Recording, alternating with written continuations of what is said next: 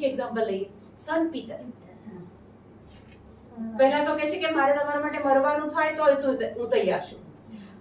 સમય આવે છે ત્યારે 3 વાર નકાર કરે છે. હું ઓળખતો નથી ઈસુને, 3 વાર નકાર કરે છે.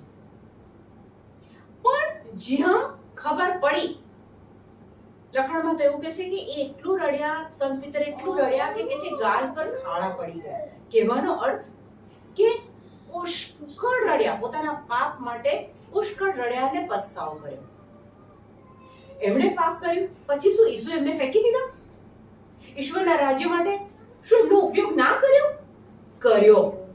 પ્રભુએ માફી આપી અને પછી પ્રભુ શું કહે છે? ઈસુ, જો તું મને પ્રેમ કરતો હોય તો મારા ગાડરા ચરાવ, મારા ઘેટા ચરાવ, એટલે કે મારા લોકોને મારી પાસે લાવ.